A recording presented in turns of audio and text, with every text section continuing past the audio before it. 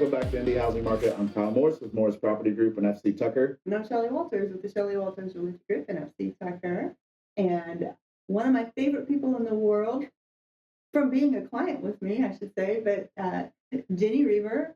And we have her here today because she went through the process and the journey of opening an Airbnb. And we thought that would be something very interesting to talk to her about how that started and everything. So I want all the details on bad experiences. That's what I'm here for. That's what I'm here for. We will get into those. Yes, yeah. Sweet.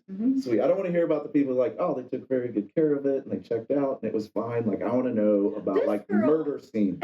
I don't think the people would do that to her because when the door opens and they walk into that place, she has these pictures. So like if whatever their party is, so tell us what it's called and then go to there. Oh, yeah. So our Airbnb is called Indy's Palm Pad. I was a COVID bride and I was supposed to have... That's a COVID bride. I know, that's a term. It is. And she's a wedding planner. And I'm a wedding planner. But during the planning of my wedding, my maid of honor, who was my sister, we were trying to figure out what to do for my bachelorette party. And I really wanted to go to Miami, but as like the date approached, we were like, yeah, this is not going to happen. Yeah. So we pivoted and just decided to do something local here in Indianapolis. And when it came time to figure out like where we were going to stay, I had the hardest time finding a cute Airbnb that housed more than like 3.5 people. Yeah. So I started like dreaming up this idea of, wow, wouldn't it be How many great? people, real quick? I'm just curious. Can our household? No, how many people were in on my your bachelorette party? party?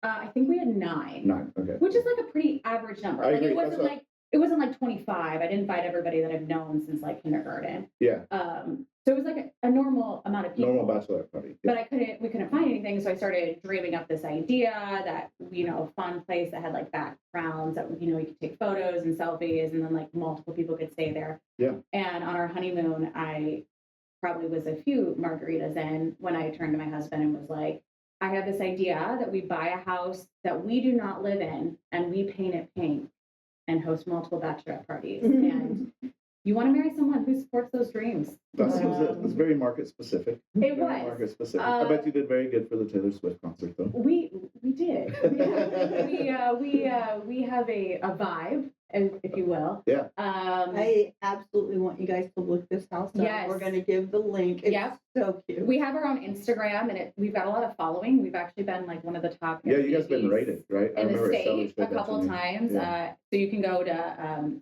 Indy's Palm Pad at Indy's Palm Pad on Instagram and find us. It's pink and stenciling, and we've got a tiki bar and a mural out back. Everything you did.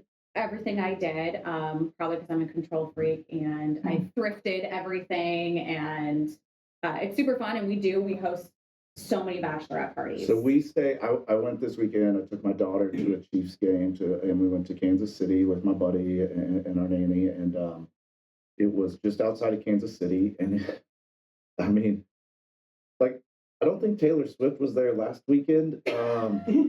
But it was very similar. So it was like, so there was a banner up. It said, ladies supporting ladies. And I'm just like, Tim, like what did we rent here? Intentionally, Pink walls. The bedroom I stayed in, like I think I'll probably smell like cinnamon for a week. And it was amazing. Like just for the record, like because it was clean. It was pink walls. Not only that, like the little things were done very, very well. There was like hot cocoa packets and there was different types of coffee and there were board games and everything had little printed labels and all the toiletries were there. And so like, even though I was kind of like, there was like a neon sign that said something like, but I'll tell you this, because somebody had taken such good care of it when I walked in, we took such good care of it. Yes. Like unintentionally, quite honestly. And it was just really, I just slept with like a cheetah pillow and called it a day, man. It was fine. And it was really nice, actually. Yeah. I felt pampered. Like, I don't know what to tell you. We also try to take like so much, pride in the home as well, kind of along those lines. Eric and I had to stay at our the Palm Pad once when we were moving in between homes. Mhm. And we had to fly in from a wedding, and we got there and there was like a giant banner above the bed. It was like 3 o'clock in the morning. We just had to go to bed. There was a giant banner that said same forever because a bachelorette party had been there. And we slept underneath that, so you Still tracks. it still tracks. But yeah, we try to take some of those same intentions as well. And it kind of goes back to that idea of we like to, care about our property, and we feel like there's a big difference between different Airbnbs in the aspect that there's like great Airbnbs where people are purposeful, and then there's Airbnbs that are, we call IKEA Airbnbs, where all the furniture is kind Yes. of cheap and everything. yes, and you attract So you said those you clients. said You that, do. is that a term we all know, or is it No, within the Eric and I industry? have just labeled that when Oh, we stay sure. at an Airbnb. Yeah, but I know what you're saying. I mean, all the furniture is kind of cheap. Yeah. It's kind of poorly put together. Nothing against IKEA. Well, what was the original intention of Airbnb? Yeah. The original intention of Airbnb was to give you an experience outside of staying at a hotel, to give you to allow More home experience. Yes, and to also allow you to like immerse yourself in a city, opposed to like a lot of hotels are outside the city. Yes. So they want you to be a part of the community. So when you do You're at the things Drury like that, Inn going to the Red Robin directly in front of you. yes, exactly. So We when all you, know that. Or the Cracker Barrel. when you do things like that, where you have the hot cocoa or you latch onto some sort of a niche or an aesthetic, you're inviting people to have an experience opposed to just staying at, okay, you're going to check in at 11 o'clock, you're going to check out at 4, it's your bed turn down service will be at 11. And yeah, so Airbnb people are not always necessarily hotel people. And that's kind of why we wanted to do it. It's also cheaper. Yeah. Even though Airbnb can be expensive, as like we can talk about one that I did. I mean, I've done a couple like that, but that was the most expensive one I've ever done. But I got a better experience. I had this whole book binder of like where to go, where to eat, where to get pizza from, blah blah blah. Like other guest reviews of these restaurants as well, right? It wasn't just like Google mapped and throwing in this thing. Like somebody, you could just tell somebody they're not cared. going to pay back more than likely. Like the hotels, like concierge is like, oh, what is your kickback for that horrible restaurant? Right. Well, like I think we got a 3-bedroom house that had 4 beds, 2 baths. So it was much really space. nice, so much space. And if we would have gone to a hotel, I would have had to get 2 rooms at like $225 to $300 a night. And I think we were $275 to $300 a night in, with more space. It was homier. And it would have been at least twice as much to get a hotel. And it also helps with families a lot because the kids can be in their own room and they have a central area. There's nothing worse than being in a hotel with 2 little kids. Yeah. I mean, because there's one TV. Yes. And so they're either on their iPads or you're watching cartoons. Yeah. Right. Or You know what I they're mean? trying to sleep and you're trying to get up, and it doesn't work. So how many is your sleep? We can sleep 9 comfortably. That was like your number. we did not. How many bedrooms? We have 1, 2, 3 bedrooms. Uh-huh. We have 7 actual beds, and then 2 beds that are they're bean bags that fold into bed. And I purposely have a whole bunch of twin beds because I hate going at a bachelorette party where you have to like sleep with someone's like best friend from like High camp school or that you've something. never met before, but now you're like holding hands when you fall Like how this asleep. lady getting in by. Yes. So I like, there is actual, and people we've noticed too, they're like, this Airbnb, we can sleep 12. Well, what they're not telling you is that it's like 8 fold-out mattresses and a couch that is the size of a dog bed, but I guess 2 people could sleep on here. So we really try to accommodate that amount of people and not lie about it. We struggle with that. We take stuff like we went whitewater rafting this year and the year before, and like I'm talking about rolling like 8 to 12 guys deep, you know what I mean? And you start looking for something of that size, and it gets pretty freaking tough because like it'll say sleeps 2, like try throwing like 2 40-year-old men in a bed together. Yes. You know what I mean? And like nothing, like it's just like, hey, I'll be like, I'll take the bunk bed. You know what I mean? So what's the regulations on that? So I know you're going to try and be the good host. We are. And then what are the regulations as for far as like Airbnb? amount of people that you're allowed to have? What you market and what's truly there, and cleanliness. Like what are all the what do you have as rules? Like anybody who opens up an Airbnb can't just start doing it, right? And I feel too They that can, but That's what I'm wondering. they can, and Yeah. I think that that's where a lot of our problem is having with the Airbnb community, because Airbnb is getting a lot of bad Bad press. press. Yeah. bad press, and I think it's because so many of these properties are being run by property managers that don't care about their homes. But it's just like a restaurant. Like you only hear the bad reviews. You know what I mean? So all this bad press is because of a handful of bad properties. Yes, there's because a you lot don't of bad hear about the apples. rest because you don't even know about it. Yes. Right. So we really try to follow guidelines by Airbnb standard because they're the people that are backing us up. Are you a super host? We have always been a super Oh. host. We actually just got You like know a what I like about $100 you? gift card Is that because we've been a super host for so long. At least you're humble about it. Oh, yeah. But I mean, the only way the algorithm, talking about algorithm, the only way to like be on the first pages of Airbnb when people search in a specific area is to be a super host. Really? Quick responses.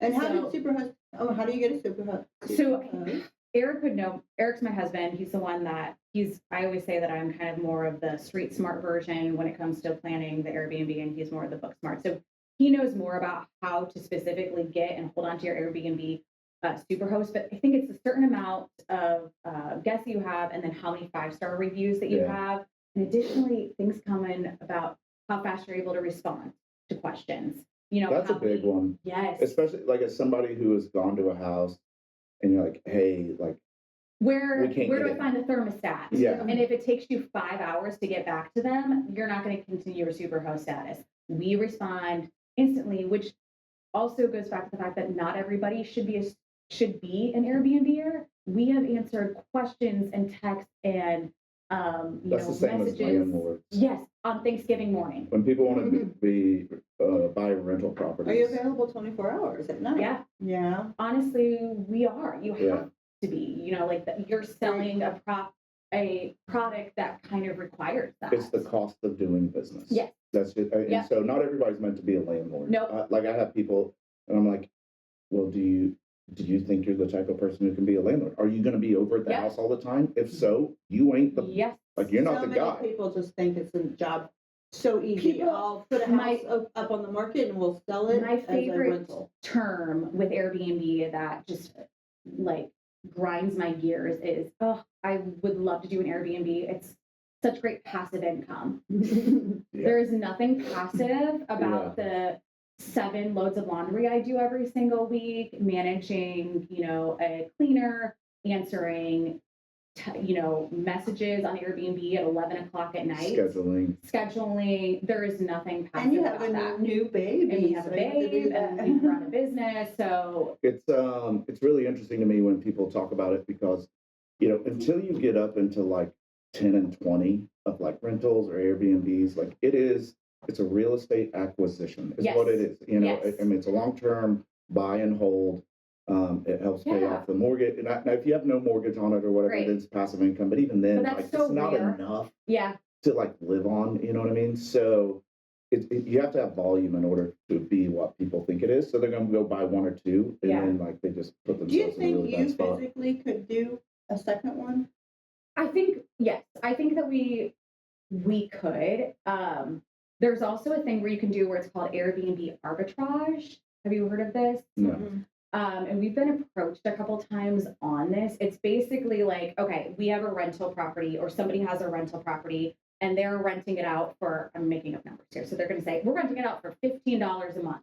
Mhm. Well, I say, hey, I am going to rent your property for $15 a month, but I'm going to run it as an Airbnb with the goal of making like $18 a month. And so Yeah. I'm profiting off of someone else's rental. And you have to work, obviously there's like a lot of things you're gonna have to work out with the person because some people are like, you can't run a rental out of this rental. You can't run a sublet. But we've gotten a lot of people who have asked us that or asked us if we would want to do that on their property.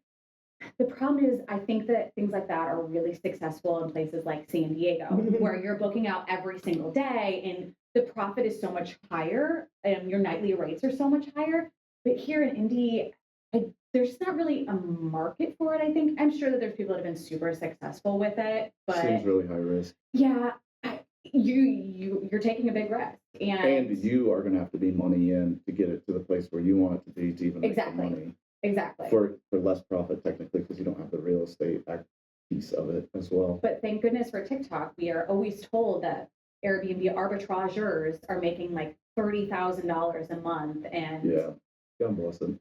Yeah, I think And if you're Bitcoin's the way of the my advice is if you're future. ever gonna do an Airbnb, like biggest important thing is like figure out what your mortgage is, and then if you are booking out minimum amount, for us minimum amount would be only weekends. If you're only booking weekends, are you still going to break even? Yeah. And if you're not, it's just not going to be worth it then for you. Because we're you in- have We're in Indy. you have overhead, and so Yes. you have to do, like you said, you have your cleaning Toilet service, paper, but cleaning service, taxes, Taxes. everything, and now Indy, repairs. now Indy may be putting in a gosh, I can't think of the word, but it's you have to pay to be part of like the Yeah, I know what you're talking about. uh It's like a membership fee, hotel? basically. But it's kind of like membership, but it's I know what you're talking about. so that way you're also they've checked you off the list and you're like approved. Certified or something. You're certified, Yeah. yes. But you I don't know what that is. I've looked. I remember. Oh, it's like They have 3 years not ago. instated it yet. They've been talking about it for years. And because there was a huge situation in Fountain Square where it Mm-hmm. was like a party and they were doing a lot of illegal things, and it was being run by an Airbnb by a property manager that just was not taking care of It it. just happened in Carmel. Yeah. So there's just don't costs. you have to be a member of some sort, like the hotel and I don't know. Not in Indy yet. Not Yeah. So They- you're and I nothing. don't- You're just out there by They yourself. don't know how to enforce it either. Like Because it's you would have to basically tell them that you are running that an you're running an Airbnb. Airbnb. They can't just like find you because so many of them are being run by property managers in California. Correct. The biggest problem that they are finding is when they see situations like the Fountain Square incident, they could not remedy the situation fast enough because they could not track down the owners Yeah. of the property Mhm. because it's That was the same in Carmel, wasn't it? It was some just random like, property yeah. manager out in nowhere. And one of the reasons we bought our Airbnb is because we wanted to invest in the community and we Yeah. we love our city and we wanted people to come here to To live as enjoy. well. And Yeah. I have a question for you, real quick. So, how do you feel? Rentals are hard to come by. Mhm. Very Shelly hard. and I have to deal with this. I have a client that we just had. They sold a house in South Carolina, and then they sold quickly, and then there was a delayed closing. And so my clients found an Airbnb, and I've had clients who are like, "Hey, we have to wait, blah blah blah," and I tell them like, "Let's go to an Airbnb and offer them cash up front for a year." Mhm. Would you ever? I'm not saying like you need Oh, to. this is a very good question. We get this question a lot. Be like, hey, I need you for 4 months. Like whatever you are, I'll give you I have cash clients up doing the front. same thing all Great. the time. Are they going to provide renter's insurance? I mean, I would make them require Great. it, like as an agent. But Some people do not, though, and that's where so it's basically asking the question, would we go off platform? correct. Would we go off of Airbnb? And you need to be incentivized to do that. We have to be incentivized, but also right now, Airbnb, so we have, of course, insurance on the home should anything happen, but having renter's insurance, as we know, in a world where people just get too happy, on top of that is just so much better. And Airbnb provides us with that renter's insurance for those short-term renters. We have gone off platform a couple of times, and we are open to it. It's just we would have to have renter's insurance. Yes, People get and you need weird a about lease. that. So Yes, and we have a and in the lease. lease it says renter's insurance. Yes, has to be a part and of it. Yeah. we have that. But whenever we bring that up to people that have wanted to do short, like we call those midterm rentals, they're like, "Oof, I don't know. I have to find renter's insurance and do things like that." And I'm like, "Okay, well, I guess if you don't want to be an adult, then I don't really I want was you just staying saying, on and property the Do you anyway." put gas in your car? Yeah, I'm sorry that's The a hard people thing for that you to do. understand the rental insurance are the people you want. The people that say they don't want renter's insurance will make you That's wonder, what are you ex- really trying exactly. to do? Yeah. Exactly. You're not Because really it trying to protects rent. them. Yeah. And people are always like, "Well, why don't you do long-term tenants?" And we're not opposed to that. One of the reasons that we were more interested in Airbnb is that there's less wear and tear on the home. Yeah. Longer-term tenants have No been pets. no pets, just like Mhm. so. It's worked out in our favor in that aspect. What are the things I know you brought up when we asked you to be on about what's coming down the pike or what is going on with regulations and or the There you cities go. and Yeah. everything like that? Yeah, they've not. There's a lot of talk about the regulations right now, and registering. That's where it was. You Yeah, have to register. register your Airbnb. They can't enforce anything as of right now because it's just too hard to track people. What would they say? Like you don't have a homestead, so you have to register. But Right. that doesn't like. I mean, if I It's- owned a house from my It gets kids, messy. I wouldn't. honestly, Eric and I are kind of for it because I think it's going to weed out all the really crappy Airbnbs that we have. Because right now the market is very oversaturated with too many crappy Airbnbs, and it's ruining it for everybody else. And high school kids are throwing parties. But what you're running into is exactly what you say. It's running it because I get people all the time who want to purchase properties and they think they want to do Airbnb or they want to have it for a 2-month or a 3-month because they don't want to live here the whole time, but they want to come visit their children. There's all these reasons, but almost every HOA right now is trying to slam that no short-term rental. Live in the house at least 2 years before you even do it, and then it has to be family. Cities, we talk to the mayors all the time on here. The cities are like, we do not want short-term rentals, and it's getting to the point where they may not be allowed. I don't even know. Or there's like a limited amount of them. Yeah. See, and so I think it's needed. So I don't think it should be against it. But there's just, as you said before. But I do think there should be some kind of qualifications for the owners with like, I don't know, every 2-year review process or something. For sure. Because I also don't want to prevent people from getting into it, right? So like, I don't want to be like, oh, there's only 20 people allowed because, like just some massive institution will come do it, right? You don't want that. And so there's got to be a way to do it. But the problem with stuff like this is it's really easy to be critical. And I was like, the easiest position in life is criticism without a solution. Well, like, what's the answer? Right. Yeah. And I don't have one. No, but we're just excited though that people are wanting to investigate things like that and even just start the conversation, because I do think that there's just too many Airbnbs right now, and there's too many that are. Is there too many Airbnbs, or is there just too many that are poorly run? And it just makes it hard. And Eric and I are not only owners of an Airbnb, but are pretty avid Airbnb users and have stayed in awesome Airbnbs, and then some that were like, ugh, wow, this probably needs to not be. I have not stayed in anything but an Airbnb in probably 5-6 years. My only, like when I went to Europe, I did do hotels and I looked at Airbnbs, but it's not as big of a thing over there. No. And maybe they have a different company that does more of it. I don't know. Like I just looked at Airbnb when I did it, or VRBO, right? Like, I mean, we say Airbnb just because it's like it became the Kleenex of tissue. 100%. It's a generic term for short-term rentals. What is the difference between VRBO? Anything? So here's the weird thing. I still call it VRBO, but they have commercials, and it's Verbo, and I'm like, that's stupid. It's like FISBO. Verbo.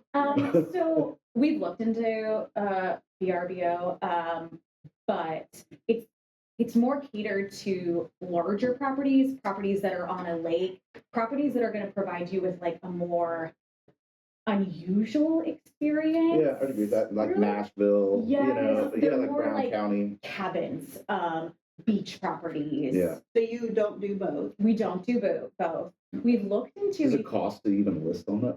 No, it does not. They just get, it's the kickback of they take out fees and things like that. But I guess people are using booking.com right now to list their short-term rentals. So we've thought about looking into that, because there are a lot of people that are suggesting, broadening your horizons and considering going off platform and going onto other platforms to get, because Airbnb has experienced a lot of negative flack from some not great hosts, and that ruins it for all of us as we're learning. Well, I think if people can like keep their heads and try to find solutions, I think it's a no-brainer. Like I feel bad for the hotel industry to a certain extent, Now, obviously, I can't host a convention at an Airbnb, right? So it's still going to be needed, hotels and all that jazz. But the problem is people like me or anybody else, they go and stay in Airbnb, and then they're like, hey, I just paid this. And so, like, I bet the mortgage is this. And then if everybody does this every day of the week, because that's what they think it's booked every day. Or they'll be like, what if it's 80% or 20% vacancy rate? I'm like, that's not how that works, right? They're like, we're just printing money. And like, no, you're not. Yeah. Now, I do think, we were talking about this before the show, like, if you bought right pre-2020, 2019, like, yeah, you're probably doing all right. You know what I mean? Because you've appreciated so much, et cetera, et cetera, et cetera. And even then, you would have had to have like a crystal ball. And so you were just doing it to do it back then. And you were kind of in this one situation, but, and it just worked out for you because we talked about the one I did in Hawaii. It was super exorbitant. It was, yeah, I don't even want to say how much it was actually. I was going to tell you guys how Well, much it was. imagine. It was imagine. It was 5 figures. We'll just say that. It had a comma in it. For like 10 days. How do you count? Yeah, and but it wasn't 6, it was 5. And this house was like, I think it had been built by this couple or their family outside of Lahaina, and it was a 4 million on Zillow, which is totally inaccurate. I know that as an agent, but I'm like, whatever, I'm out here. But I mean, it gives you a range. Yeah. I'm like, all right, so it's not 600 G's, right? And I talked to the guy because they were very responsive. Like the gate on the driveway broke down and we couldn't get out. And so like, yeah, like you had to be responsive. I was like, yo, bro. And like they came out right away. But and I was like, man, this thing makes this much. And the guy was like, no, we make about 90 to 120 a month. And I was like, dude, this thing is like paid for like in like 4 years. Like this is a no-brainer. But they built it like 15 years ago. Yes. You know, and what was their interest rate? And Correct. How long did they live in it before they turned it into an Airbnb? Correct. And you said earlier that you kind of do that when you guys travel. Yeah, whenever we go to Airbnbs, we will immediately like Zillow the house and be like, okay, so let's just, obviously their mortgage has got to be between this number. And then, their incidentals of like paper towels are probably this much a month. And, oh, well, they left out those cookies. So that's like $5 every single stay. And then we think, okay, how many times a month do they need to rent out? And then how many times is it cleaned? Yes. Yeah. And hopefully every time.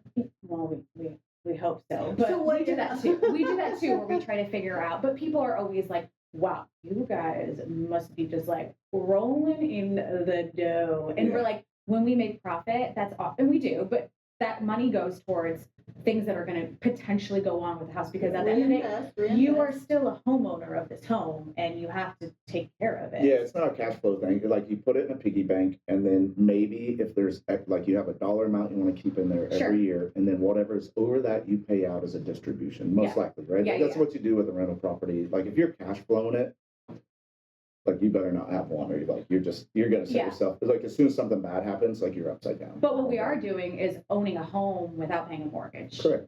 And which is an asset. Which is amazing. And that's great for us. And we also invested in an area that we believe in. So it's not like, oh, we have this Airbnb in this area that we're like, oh, that's rough. We really like this area, and we see a lot of potential in this area. So it's just exciting for us. It's on Fall Creek we did it purposefully. It's between downtown and Broad Ripple. Bachelorettes go to downtown, half go to Broad Ripple. It's at 32nd and Fall Creek. And, not a lot of people believed in that area, but they're extending the Monon over there. The Children's Museum is like half a mile away. And it's like, things are happening over there, and it's exciting because we're very passionate about our city. Well, I know one of the things I always say is I walked into it when she was getting ready to host somebody, and the cutest little basket. But what she does for her people, I can't. But I'm an event planner, so I just can't help it. It's just like so cute. Sobro is now like south of 38th. Yes. So like you're a little bit north of where I'm thinking, but Osgood is right there in that it's little called pocket. Mapleton Fall Creek. Yeah, it's Mapleton Fall Creek. But like that whole middle corridor is amazing. Yeah. And like there's just older houses that are being flipped and all this stuff is going on. And we know both of our neighbors. One of them is one of the original owners of the home. I don't know. It's a great area. Have they been upset with you being there? But we always give them Christmas gifts and are very kind to them because they're kind to us. Because you're good stewards of the property. Yes, we care about it. I love those areas. I've always thought like that area is just going to run all the way through the city. That's what we feel too. I can't tell you everything else outside of it. As Shelly knows, because she helped us buy both these properties, they're half a mile away from each other. Yeah. So we are always there when our, guests need us, and we just kind of believe in that there. So what are some of your horror I was going to say. Yes, we do. Okay. I want to So know. there is one horror story that I really feel, even though it was awful and disturbing, I feel like Tell me it more. was a turning point for us and how we wanted to run our Airbnb business and how we wanted to filter inquiries. And How long had you been doing it when this happened? I think about a year. Okay, so long enough to be like, hey, this we're wasn't doing like a this first thing. guest. Yeah, okay. So it started, I got an inquiry from a guest that was like, hey, I would like to book your Airbnb to host my child's 3-year-old birthday party. It's just going to be a sleepover, whatever. And we had at that time had a few gatherings of kiddos in there because sometimes people have like 4 kids. And we love kiddos. We're very close to the Children's Museum, but we always find that the most amount of damage occurs when there's a lot of kids because parents are just not watching them. It's a larger home and they're just not watching them. Yeah. So I immediately was like, wow, I love that you're doing this. Unfortunately, I just don't think that our house is a great fit. Didn't hear back. A week later, I get another inquiry. Hi, I'm coming into town. It's me and my 2 kids. We'd like to stay at your Airbnb. I was like, oh, okay. And I was new, so I should have been like, oh, did you read our house rules? Tell me more about your stay. But I was like, oh, someone's going to book our property. Great. And so I accept. As the day got closer, the girl was like, could you give me the address to the home? And usually Airbnb, I think, sends out the exact address like the day before. And I was like, yeah. And I was like, you will get the exact address right beforehand. She also asked if she could have an earlier check-in. And we tried to be really accommodating about that. And I was like, you know what, we can. But I had this weird gut feeling about it. So the day passes, they check in, and the morning after their stay, I turned to my husband. How long was the stay? It was just one night. Just one night. And I turned to my husband, and I was like, you know what? I had just such a weird feeling about some of the questions that she was probing towards me. We have cameras in the front of our house for the safety of our guests and for us. And we tell that in our description of the home that we have cameras outside to make sure, someone's car gets broken into or something like that. We have actual footage. I was like, could you just look at the cameras outside? Just like tell me. And mind you, this is supposed to be 1 adult and 2 children.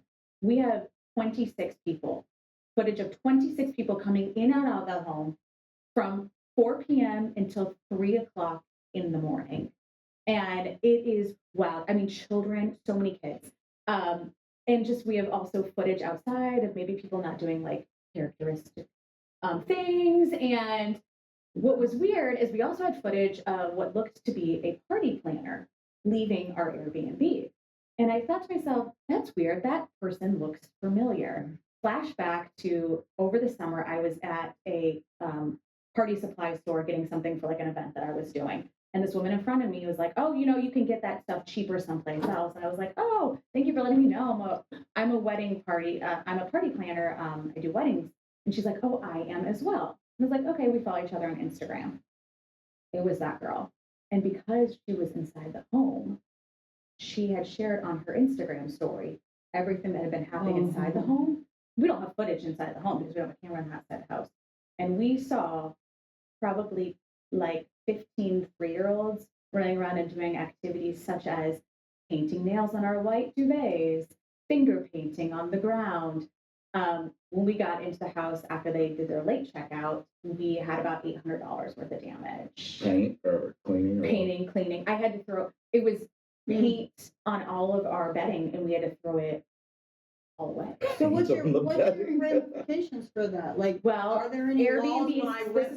This is why you people go through Airbnb. You get Airbnb coverage. So it took 3 months for them to respond to our email, but we eventually got some, of our coverage from So them. does that renter get dinged? Because like we leave them a bad review, but they're because I get reviewed as a renter myself. And I think Airbnb take great pride in it. Yes, I think Airbnb's got better at this, but I almost think that this person used a fake account. And I know that they've been getting better at like, you have to provide your ID and you have to, but it was. Oh, dude, I think did I you reach out have to to the wedding plan or the event? No, I didn't. You didn't go, what the heck were I you doing? didn't. I was like, oh, why would you do that? Like, and it was, duh. She probably didn't know. No, she did. I'm sure she didn't. But she had the pictures and posted them. Yeah, but she probably knows. didn't. She probably thought that this person had rented it for like a party and You was like, everything's great. Yeah, she's probably like, oh, I love your Airbnb. But I mean, I saw like 3-year-olds coming into our house at like 3 o'clock in the morning, and like it was wild. And we have footage of someone walking out of the house that was like, ugh, these Airbnb hosts are going to be like, this girl said it was only 3 people coming to this house. Oh my! So they knew exactly what exactly what they were doing. Man. But now we ask questions. Did you reach out to him afterwards? Of course we did. And she was like, we didn't do anything wrong. And we're like, okay, there's just going to be nobody. Yeah. Oh my goodness. So You just gotta be the bigger person. And Yeah, move on. that's- Take the lumps. Learn the 99% lesson. of the We time learned. it's good. Oh, Or, yeah. Yeah. But it's come from vetting. Yeah. And it's also come from having a property, like you said, that people are going to appreciate and respect. Yeah. You fill a house with Airbnb, you fill a house with IKEA furniture, you're going to get people that don't really care. Or like when you walk in and it's a big house and there's a ton of open space Yeah. with cheap furniture. Yeah. Like, come on. Yeah. Like You don't care. Yeah. You're just wanting bodies in a space. Yeah. And yeah. that's just like I not know our what you're goal. doing here, and that's Yeah. I mean, and whatever. There's a need for that as well. For sure. That's just not what you are. No. You know what I mean? That's And not what me because and of my that- family would want to go. Because of that, we Right. get people like you who are just going to respect the home and care for it. And it's a very niche home. Do you have a lot of return people? We have had a lot of return people, and that's always so special too, because obviously they're like, we get a lot of people that are like, if we're ever back in Indy again, Mhm. this is where we're going to stay. And I have a client, and they bought this house in Irvington, and the people they bought it from, they Airbnb the upstairs. oh, okay. Yeah, and then so they did it for a little while, and then it was like, Yeah. yeah, this is a no. But like, What do it you was kind of feel neat. about that, rooms in a house. Dude, it was I did that once, My and that parents was done it. creepy. Hey, if you're Creepy. but you're a 21-year-old bro who's coming into town Mhm. because your best friend is getting married and you just got a job out of college and And you you don't can't have afford it, the yeah. Or ability it's to like do it. work, and you're Yeah, like that's what it whatever. was. I'm not gonna yuck somebody's yum when they want to do that. Yeah, I just But think it's yeah. interesting because it's like, because I would talk to him, I'd be like, hey, like, so like, Yeah, I do you mean, see each other? Because there wasn't like a personally- separate entrance. I couldn't do it, Yeah, but I do know that it's like a hostel experience. yeah, There's yeah. people Yeah, that, yeah. hey, if you're paying $50 a night to stay in a city that you have to stay in for some reason, Whatever. and All whatever. Yeah. I'd be like sitting in my underwear on the couch and like, don't mind the kids, you know? Yeah, what I yeah. mean? Yeah, you couldn't pay me enough money to do Yeah. something like that. Yeah, It's I just did a it once no. and I'll, no. No. I did it with my ex, and he booked a room, and the owner of the house was still there. No, Another tenant was there, no. and it only had one bathroom. No. And then no, they no. also said that they had a fridge available for you. The fridge was full of the tenants' Ew. house No. or like stuff Technically, they weren't lying. There was a fridge available. Yeah. with no room for And it. just it like was think just about like, the really I great deal wasn't- you got. Yeah, yeah. I It's a didn't win. pay It for really- but you- it was just really creepy, and I felt uncomfortable showering. in But that didn't you place. feel immersed in the city? Yeah, We that was were an not even in Chicago. We Oh. were outside of Chicago. that was an adventure. That's what I call this. Was. Like I've One of seen those stuff. that you know what you won't do in your life. Yes, again. I Live even and said learn when he situation. booked it, I was like, I don't want to do that. He goes, we're doing it anyways. And I was like, Mm. okay. I've heard horror stories of like where the homeowner lives in the house and there's like a separate hidden room that they just stay in. Like, you're like, oh, man, it's like horror movies. We also- Well, we could start talking about all kinds of weird things. Yeah, like yeah. cameras in the house, like you say, you don't do. Oh, like, God, I maybe mean, they're- We had a cop show up looking for a different house. Oh. We were in Miami. We just got in after our 6-hour delay, and we got in, and it was like 1:00. I'm showering, and I just hear binging, bing, bing, bing, and I'm like, "What does Jeff want? What does he want?" And I'm like, "Hello, hello, why are you coming in? Like, hello?" And he comes in and goes, "There was a cop at the door." But they were looking for somewhere else, and I was like, nice introduction Okay. to the I don't city. even- it was like That's why I feel 1:00 in the safe.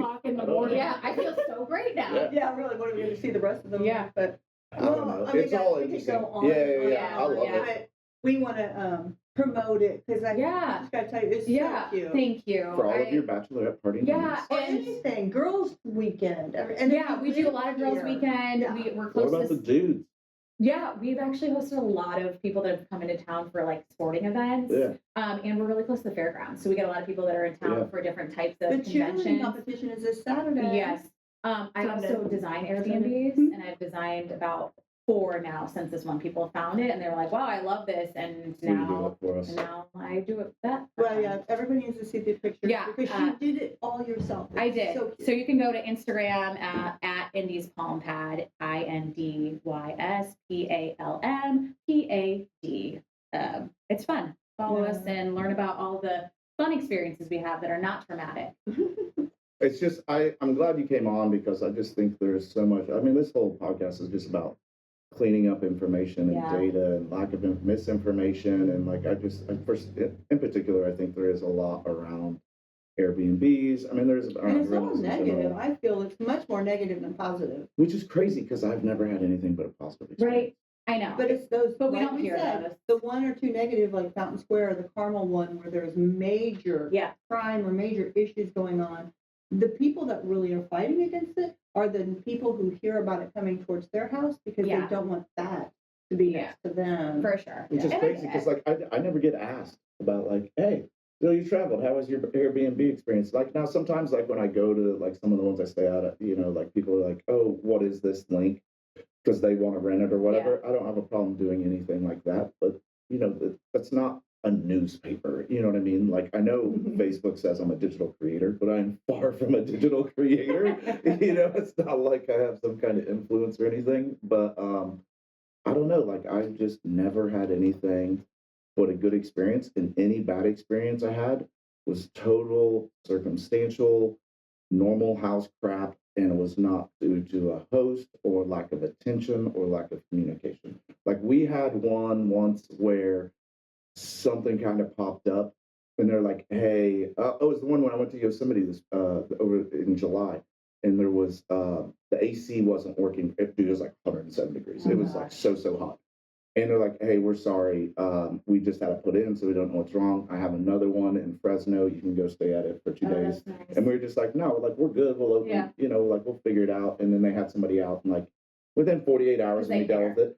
But they were still like, "Yeah, our bad. Here's another Yep. one. Go stay Yep. there." Like That's nice. that's the closest thing I've come Yeah. to, and they were nothing but kind and like helping us. Yeah. So Yeah. I don't know.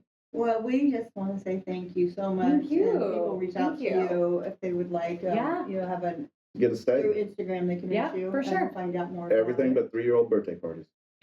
Yeah. Actually, if it was vetted and they're going to take care of it, we would do it. But, right? Yeah. It was just the Well, it's lack of communication. lack of respect. Yeah. Too. That's just a person. It's intentionally shady. So you know somebody's Oh. up to something. Yeah.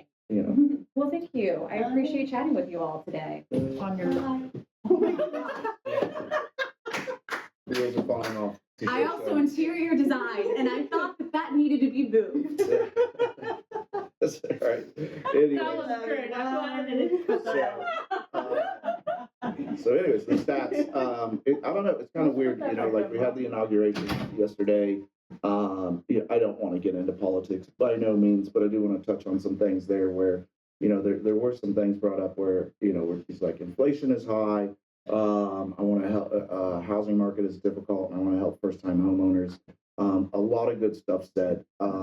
My only struggle with it is no plan was laid out. It's just like, hey, we're going to fix this. And I'm like, cool. What's the freaking plan? So I'm curious to see what happens there. I like that it's on everybody's radar for a ton of reasons. But I am curious to see, and I think that's why everybody we've had on has kind of been, for the most part, very honest and transparent that like I don't really know what's going to happen over the next 6 months, right? Or year and a half, we'll call it. Well, I don't think it's a fix in the next 6 months to 1 year or 2 years, maybe, because we don't know. But it's just there's a lot of moving parts.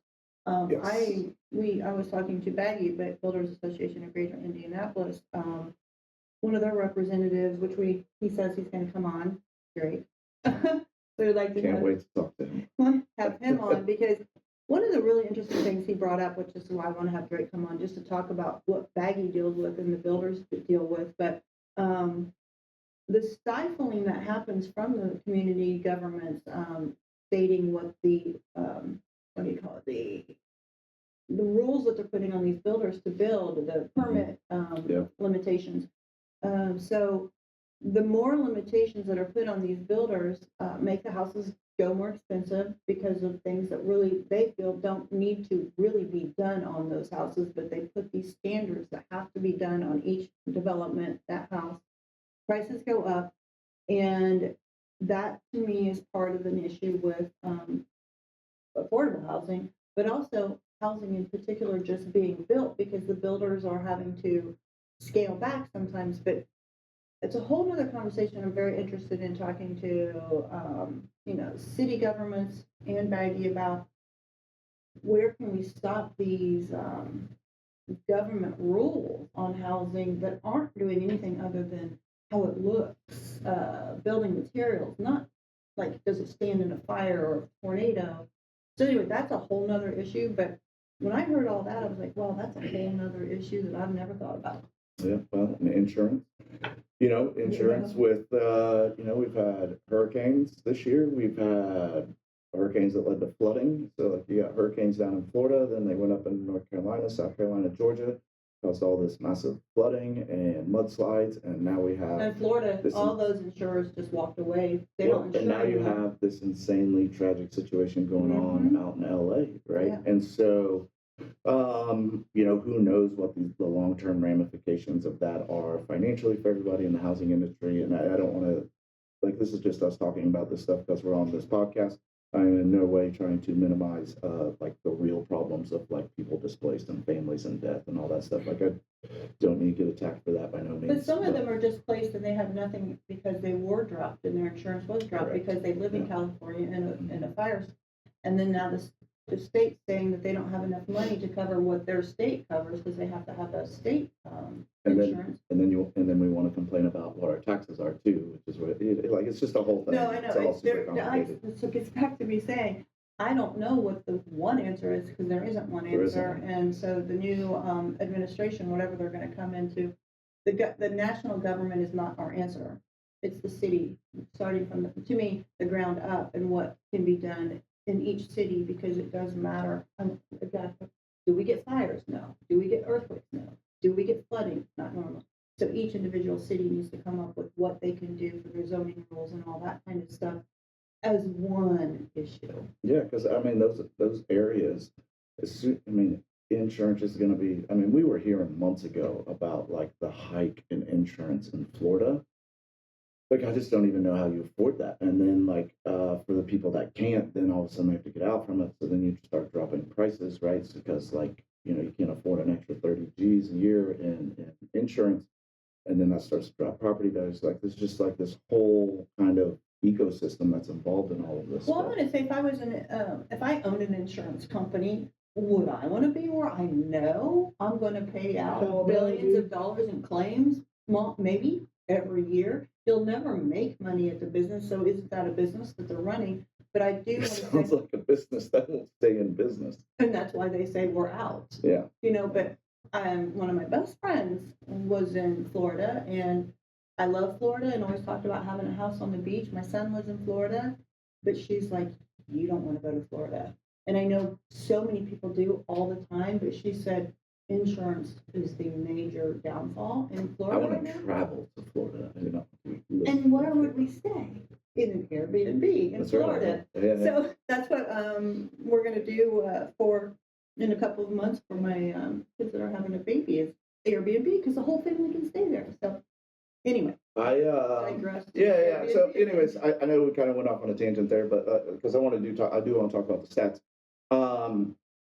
because I don't super know what's going on, right? Like I see houses selling quickly. I see houses sitting. When I was doing stats, like I saw stuff that was I've been on the market since June. Yeah, there's Right, a lot. that pended, but It's still the 101 because what I found interesting, stuff I do the Carmel stats, was 19 hit the market. Not very many, but it's been 0 degrees outside for the whole past week. It's been a little time, but so only 8 pended, but a total of 21 pended.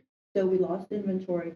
But what I found very interesting that 4 of the 8 that pended were in one day. Mm-hmm. So I get back to there are houses that are going to fly off the handle. I, this weekend, was involved in a multiple offer situation. They are still out there. Luckily, we were able to get that property for my clients. But the thing is agents, if you kind of wonder why your house is still sitting on the market, I know of one that I drive through that neighborhood all the time, and I kind of have an idea. But the thing is go to these houses and look up houses that are selling in 7 days or 1 or 2. You can tell the difference. And compare those to the ones that are still sitting at 60 days. There's a major difference. I And we listed see it one. when we walk in. Yeah, I listed one this weekend, and it was a relocation. So like the days won't reflect because like with a reload, for most people that if you do or do not know, like basically you verbally agree with the seller, and then it has to get all sent to reload. It takes like a couple extra days, all this stuff, right? And yeah, literally the first person who kind of reached out to me about it ended up getting it. But I had multiple offers over list price. But I priced it correctly too. Like I was maybe like I had the carpet was a little dated, and so kind of looked at comps and I kind of dropped it like 5,000, knowing like from our experience over the past couple of months, that $5,000 difference can be the difference between 7 days and 60. Like it is that fine of a line. Well, and how bad the carpet is, or how bad the paint is, or if you have bad paint and bad carpet, is the difference between 2 days It is. and 60 days. So I priced it correctly, sold it over list because I priced it correctly. And I sold it rapidly. I have made the mistake in the past 6 months of where I aired on the other side of it, and I was like, oh, like, well, we'll do this, and sit, we got to do a price adjustment, blah, blah, blah. You got to really be on top of your stuff right now. You just really, really do. You have to be able to be honest with yourself. You have to be honest with your seller. I mean, you have to anyways, but you know what I mean? Like when you're pricing and condition and expectations, the conversation with the seller it's different. Yeah. is huge. Yeah. Because no matter what, if the seller is not going to be educated on that, they're going to be talking to you pretty strongly in about 14 days because what is going on, because that mentality is still out there. But if you've shown them all the stats that show the houses and what they've sold at and what their average days on market are, but also I get back to the back in the day when we used to take our sellers through the houses to show them why they need to paint, why they need to do this. But do you think that oh dude, I had a thought and I totally lost it. Do you think more than ever the end goal of what the client is trying to accomplish matters more about pricing as that conversation exists more than ever right now, because the swing in time is that different? Well, does that make sense? You know what I'm saying? I've always had in my head, like if you got a house that closes in a month and a half because you're building something, like that is our pain point, and like we need to take that into I consideration. think every seller has a pain point, whether they're for sure, or not. Well, they wouldn't And be it has to buying or selling. Well, the timeline is going to matter, and they may not even know they're going to have a pain point, but Correct. we do. Yes, Because yes, it's going to be so stressful, and they're going to be very anxious if they start to sit there and wonder why. Sometimes the pain point is just the emotion and the stress, That's what because I mean. their That's their client pain doesn't point. absorb that stuff well. So the conversation has to be had. And what I do now, and I used to do it, but I stopped doing it. We didn't have to. But what I'm back to is when I do the comps, and let me just say the house should be listed between 375 and maybe 425. That's a high swing. I give them both, all three prices. I'm like, 375, we're going to be, off the market pretty quickly, I would assume. We probably will get multiple offers and go higher than that. Can't guarantee it. We can do 400, which is a great price point because we're going to have the prices in two buyer groups, 350 to 4 and 4. Or we could push it. Do you want to do this? And I'll tell you why you don't. To 425. Mr. and Mrs. Seller, tell me which one do you like? And which one do you want to go with? Because these are the days on market for this one, more than likely. And just, you go through that whole scenario, and then you put it in their lap. Because we used to say, like, maybe $5,000 difference. That's what I would always do, and just go with that. But I want them to decide their destiny of the sale, and for them to understand up front, if they choose one of these prices, remember, you chose 425. I told you this is where we'd be going. Yeah. And here's where we are. Yeah, I agree. And price drops cause issues. If you do 425, and I said you should probably do, the 400 is my median, and you do 425, you may sell at 375 because every buyer wants to know after 30 days what's wrong. Yeah, there was a house I looked at. I think we talked about it a week ago. And I was like, man, this thing's been sitting on the market. We wrote an offer really quick. And like, we still haven't written an offer on it because I'm like, I don't know, man. Like, I might be able to hold out on this, Because the seller, it has nothing to do with the agent. The seller, hasn't bought or sold in 40 years. And, it's like, oh, this is how the market is. Like, no, it isn't. It's actually changed here in the past 9 months. But, call it 6. But for me and Fisher's, I had 27 go on the market, anywhere from 229 to 960. 17 are still active, so only 10 pended. but 33 total dips. So negative inventory, average days on market has come down to like 42. Median is really low. It's 8. That's just because a handful like flew off the shelves or whatever. Noblesville, I had 12 go on the market, anywhere from, I can't read my handwriting because I need readers these days, 150 to 719. 9 of them are still active, 3 pended within the week, 24 actually pended that have been sitting and blah, blah, blah. So my average days on market is 65 in Noblesville, and the median is 61. So they're pretty similar. But I don't know about you, man, but I've got people coming out of the woodwork talking, I think people are just as concerned that rates are going to go up as that they're going to go down right now. Well, it is the holidays have receded. Snow didn't help. This cold isn't helping. Oh, this cold is brutal. But my buyers are all more engaged in the searches that they have now. I'm starting to really see that. So in Carmel, 19 hit the market. Only 8 of those pended, but 21 did. Then active we have in Carmel, we have 112. So low compared to where we have been. But 59 sold in the past 30 days. Their average days on market was 35 and the median 9. So that was the same last week and the week before that. So they're pretty low comparative to some of the other cities around it. But Westfield, I've got 2 markets there, and this one is really so the new builds and the resale. So 27 hit the market. 11 of those were new. 8 pended, and a total of 28 pended. So negative inventory in Westfield as well. Of the 28 that pended, 16 were new builds. And 187 are currently on the market in Westfield. 108 of those are new builds, so 65% or so are new builds. Total in the past 30 days was 102. So in the past 30 days, the average days on market in Westfield was 33. I'm sorry, median, and the average was 53. Then in the sold total was 46 and 27. So new builds are always a little bit longer, but just to say, Westfield's just 2 markets. And then Zionsville, 8 hit the market, and then 3 of those pended. Then 46 are currently active there, and in the past 30 days, 22 sold. Their average days on market are 70, and median is 28. So Zionsville, man, good houses over there. I have a client looking over there. They are. Yeah, but when you're in Zionsville, you know what you want, and you're going to wait until you. She knows exactly where she wants to be, and it's a small area, which is downtown Zionsville. Is she the one that wanted one I sold like a year ago? But like I think my house was a great house, but it was like a 2-bedroom, 3-bedroom, but like the primary was in the basement. I think she wants that area, right? She wants Brickline Street. Yeah, just the village, and the village is hot, so.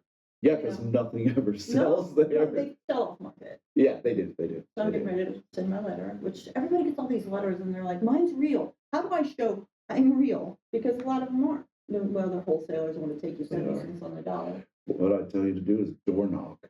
But I might get shot. No, not in Zionsville. I grew up in Zionsville. Give me a break. I know. People just don't want you coming to their door anymore. They don't, but like there's a certain way to do it. Like I always make sure I'm dressed professionally. I knock on the door and then I take a couple steps back. I have my hands out, blah, blah, blah.